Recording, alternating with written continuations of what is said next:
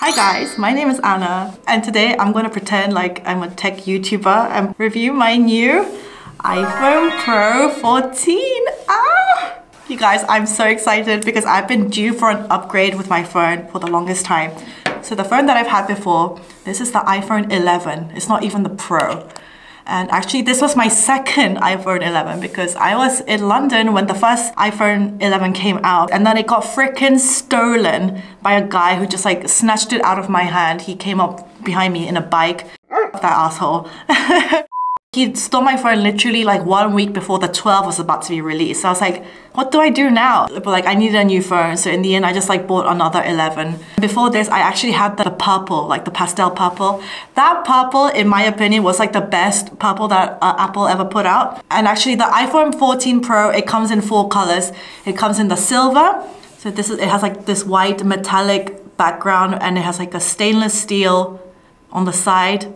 It comes in the silver, the gold, space black, which I actually quite like because it's sexy. Black is sexy. And then the purple, but it's like this really washed out grayish. I think it's like you really like it or you hate it. And like for me, I hated that. So I was like, okay, as much as I love purple, like I'm just gonna get the silver because it's the easiest to put cases on, which I will obviously be doing because I drop my phone all the time. So I got this in the 14 Pro version, 6.1 inch. This is not the max is 6.7 because there is such a thing as too big.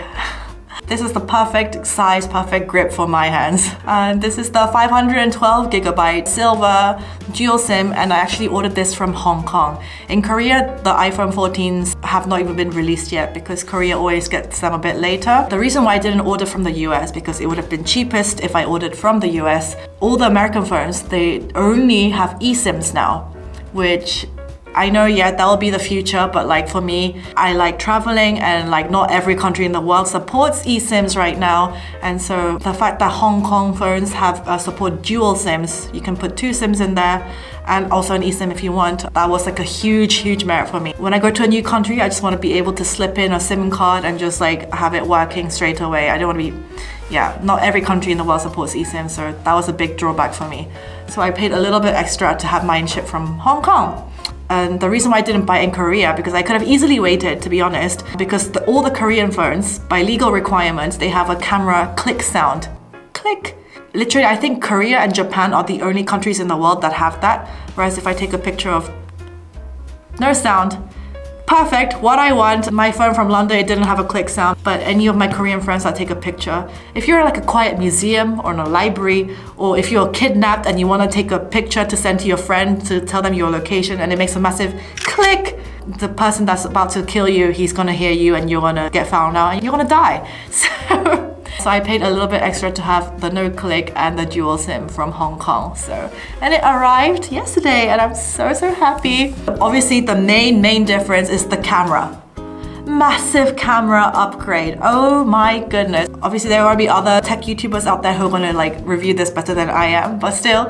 So the iPhone 14 Pro comes with the new A16 Bionic chip, 6 GB RAM, and the storage option starts at 128 GB, but like I feel like every smartphone should start at 256 these days because that is just not enough, at least for me. And it goes up to all the way to 1 TB of storage, but like you can use Apple iCloud for that or whatever cloud.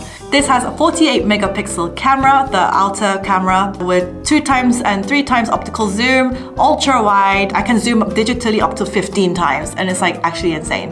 The front facing camera is 12 megapixels. It can shoot up to 4K at 60 frames per second, cinematic at 30 frames, and ProRes. Basically, it's like nobody needs to carry around like a DSLR anymore. If you're a YouTuber, you're a vlogger, there's nothing more convenient than your phone that you're already carrying around anyway. All you need is like external, like good microphone, but that's it. And this has active stabilization, like super good. So there's no need for gimbals anymore. So I'm gonna test out the action stabilization mode for the video. And then you're gonna want to press this button here. That's active stabilization. So let's try that. Let's flip it around because most people are gonna be vlogging like this, aren't they? When you're traveling or you're on the street, you'll be filming. Let's see how you might jump, run. Let's see how good that is. especially for social media footages, like for Instagrams or Reels or whatever, I like editing on my phone and I can do that straight away after I've taken the footage. So that's great for me. Yeah, and the fact that now the selfie camera has autofocus. How can I show autofocus? Focus on me. Yeah, the improvement in like low light photography. On my previous phone, it got super grainy when it was low light and when I was shooting in like dark spaces. The massive improvement to this phone has just been like amazing. Do you guys take selfies though with just the iPhone basic camera app? Because for me, it's so crystal clear in HD. It's just like, oh my god, it's like every single like pore, every single blemish is able to be seen. I like that to be slightly softened down. If you're a YouTuber, vlogger, and if you want just like the ultimate convenience, I really think investing in like a really good phone rather than like an expensive separate camera is actually better. I've actually talked to like some famous, way bigger YouTubers, and they actually film with their phones like a lot of the time.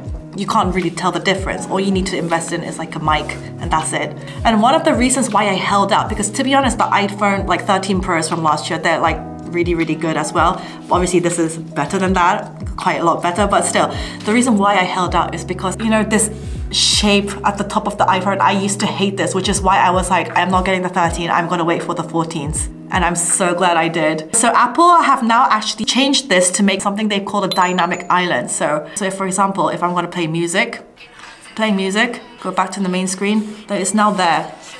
You don't have to flip back between apps. You can be on a separate thing and then you just access the dynamic island from there. Isn't that awesome? And you can do that with music, voice recorder, with a timer. Also when you get calls, it like pops up at the top of your screen. You don't have to be interrupted with what you're doing. It doesn't fill up the whole screen, which I love that. So dynamic island, they said, okay, yes, we heard you about like the ugly design of the thing, but now we're actually gonna turn it into something useful. So Apple, well done, great job. The one thing I do wanna say about the camera on these, because yes, it's much bigger, which we love, but can you see how protruding it is compared to the iPhone 11? That's pretty flat. So actually, when you place this on the table, can you see just how much?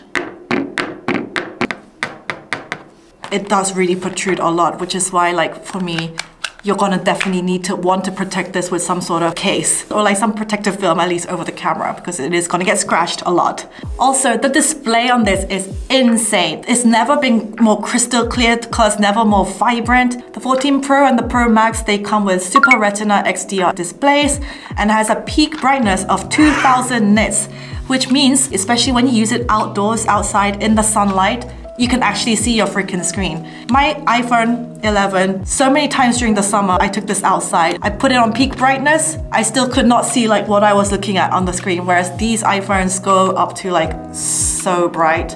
There.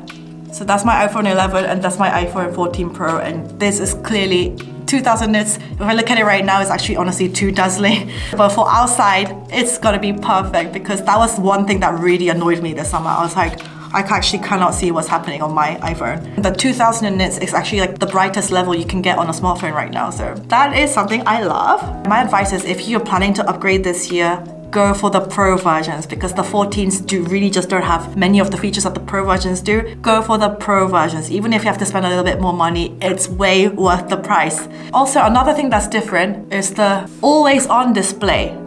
So my phone, when it's locked right now, I have to touch a button, you know, to activate the screen. This is like technically the off. So basically it's always at this kind of dimmed level, but then if I touch it, now it's on, like my screen here. I actually didn't know if I was gonna like this feature or not, but the thing is now it's been super useful actually. Now if I wanna check the time, I just like glance over and it's always on. So I don't have to like press up my phone to be like, okay, what's happening? But like if you're one of the type of people that wanna save your battery, then you can always choose to turn the always on display off. I thought I would prefer having it off, but actually I think I quite like having the always on display. Obviously the iPhone 14s run on the new iOS 16, which I was actually using as like the beta version on this phone, so I was already using iOS 16. I love. The thing I like about iOS 16 is like the battery, you can tell how much percentage you have left now. Other cool stuff is like you can grab yourself out of a picture and then like drag it to like a text or whatever. Isn't that super cool? Now you have an on and off jingle. So I'm gonna turn my phone off. Turn it off and it has a remains findable after power off. Okay, yes, that's great. So, did you hear that? Oh no. Okay, I'm gonna turn it back on. It went dum. So now I'm gonna turn it back on. Ta-dam.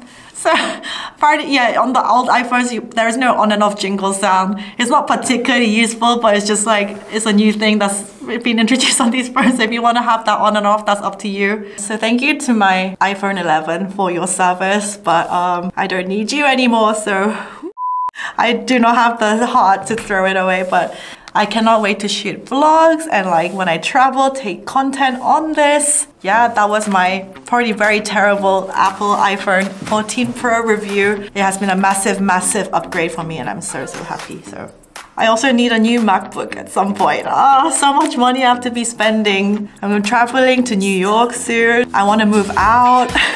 So much money that I have to be spending. So gotta work hard, let's hustle. So thank you for watching whatever this was and see you in the next one. Bye!